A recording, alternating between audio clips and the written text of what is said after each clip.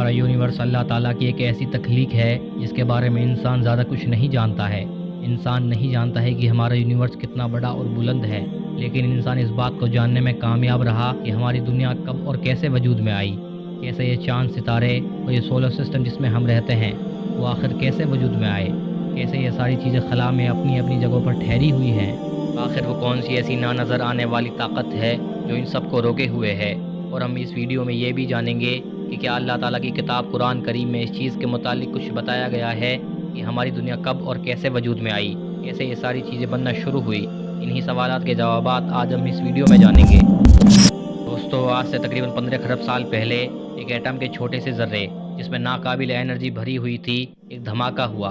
वो धमाका इतना ज़्यादा शदीद था जिसकी वजह से उस एटम के ज़र्रात एक सेकंड के करोड़वें हिस्से में लाइट की स्पीड से खला में फैलने लगे, जो कि 3 लाख किलोमीटर प्रति सेकंड होती है। इस धमाके से पहले मादा नाम की कोई चीज़ मौजूद नहीं थी, ना ही इस धमाके से पहले फोर्स और ना ही ग्रेविटी का कोई वजूद था।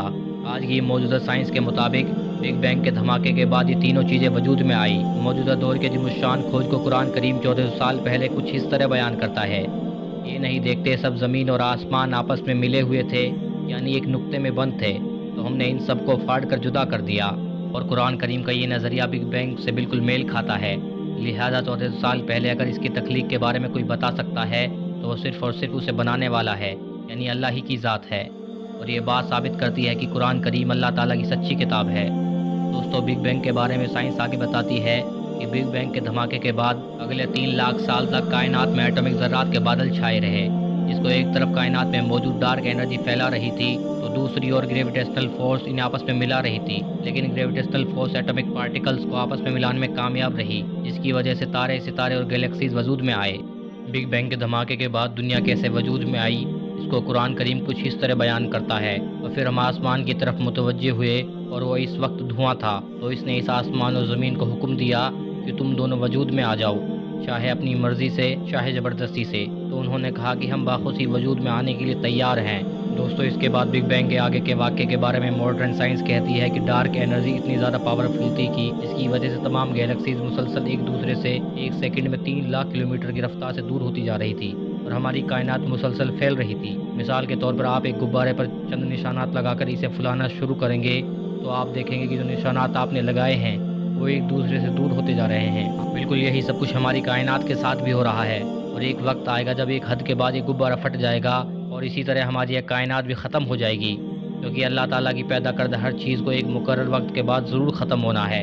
आप इस चीज़ को एक और एग्जांपल से समझ सकते हैं कि जिस तरह एक एटॉमिक धमाके या बम धमाके वाली कोई चीज़ फटती है तो इसमें मौजूद चीज़ें आसपास तेज़ी से फैल जाती हैं। ठीक उसी तरह बिग बैंग के धमाके की वजह से गैलेक्सी, स्टार्स वगैरह खला में फैल गए और अभी तक स्पीड ऑफ लाइट से फैलते जा रहे हैं। दोस्तों, साइंस दुनिया के बनने के अलावा उसके खात्मे का भी जिक्र करती है।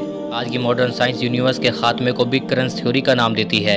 इसके मुताबिक हमारी कायनात एक इंतहा तक फैलने के बाद वापस लिपटना शुरू हो जाएगी और आखिरकार ऐसे नुक्ते में बंद हो जाएगी जहाँ से इसकी शुरुआत हुई थी। और बहैसियत मुसलमान हम जानते हैं कि वो दिन क़यामत का दिन होगा, जबकि इसका जिक्र कुरान करीम में अल्लाह ताला यूँ फरमाते हैं, इस दिन हम आसमान को लपेट देंगे जैसे लिखे हुए कागज़ को लपेट दिया जाता है, और जिस तरह हमने इनको तख्लीक किया था उसी तरह हम इनको वापस कर देंगे।